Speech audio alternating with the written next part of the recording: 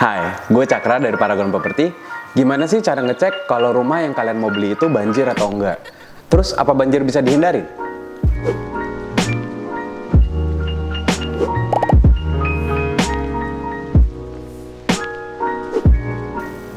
Kalian udah pernah dengar belum kalau Jakarta akan beresiko tenggelam pada tahun 2050? Nah, berdasarkan riset dari PDAM, Direktur utamanya itu ngomong kalau misalnya 90% wilayah Jakarta akan terdampak banjir akibat dari penggunaan air tanah yang berlebih sama perubahan iklim. Nah, ini akan beresiko nih untuk kalian terutama yang sedang di tengah-tengah mencari rumah di daerah Jakarta. Apalagi investasi rumah itu kan investasi seumur hidup. Jadi jangan sampai kalian salah mencari rumah nih. Kita udah ngumpulin beberapa cara yang biasanya kita pakai untuk mengidentifikasi kalau misalnya rumah kalian itu terdampak banjir atau enggak. Berikut cara-caranya. Nah, pertama, kalian bisa ngecek lewat website peta bencana banjir. Di situ paling enggak kalian bisa ngelihat nih kalau daerah titik tempat lokasi rumahnya tersebut terdampak banjir atau enggak beberapa tahun terakhir. Nah, kedua, kalian harus ngecek nih saluran pembuangan atau gorong-gorong dekat rumah kalian. Kira-kira salurannya cukup besar nggak? Atau bersih nggak? Atau tersumbat nggak? Gitu.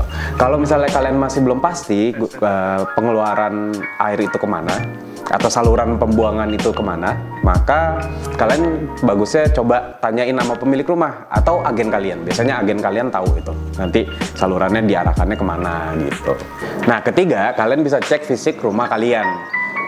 Terutama eksteriornya nih, bagian eksteriornya. Kira-kira ada bekas-bekas tanda-tanda air pernah naik nggak ke atas tembok? Itu nanti bisa kelihatan biasanya. Atau cek juga rumah-rumah tetangga kalian.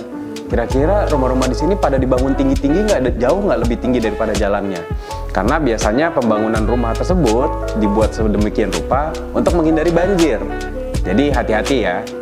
Nah, lebih bagus lagi kalau kalian bisa datengin rumahnya di saat cuaca lagi hujan deras. Itu bisa jadi pertanda atau indikasi lah. Kalian bisa ngelihat bahwa di sana tuh kira-kira air larinya kemana sih? Terus salurannya mampet atau enggak? Gitu. Nah, keempat, kalian harus interview warga sekitar. Cari deh pedagang, penjaga warung, penjaga masjid, orang-orang yang kira-kira udah menetap di sana cukup lama dan cukup tahu nih keadaan banjirnya daerah situ. Itu biasanya nggak susah sih, dan mereka biasanya mau cerita. Nah, sebetulnya masih banyak lagi cara lainnya yang bisa kalian pakai untuk mencari tahu lah kira-kira rumah yang kalian mau ambil ini banjir atau enggak. Walaupun pengalaman gue dari 5 langkah tersebut, kalau kalian sudah ambil semua, itu udah menjadi indikator yang cukup baik buat mengetahui kondisi banjir wilayah tersebut. Nah, gue mau tambahin sedikit nih.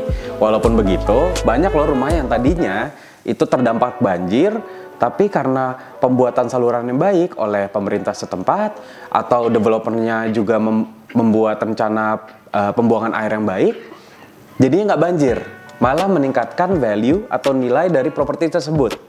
Nah, yang seperti ini kalian harus tanyakan kembali ke agen kalian. Kira-kira apa nih langkah-langkah yang diambil oleh developernya maupun pemerintah setempat untuk mengatasi banjir di wilayah tersebut. Karena kalau memang itu terjadi, itu bisa menjadi investasi yang baik buat kalian. Jadi, jangan ragu-ragu untuk tanya sama agen kalian ya, karena tanya-tanya itu gratis.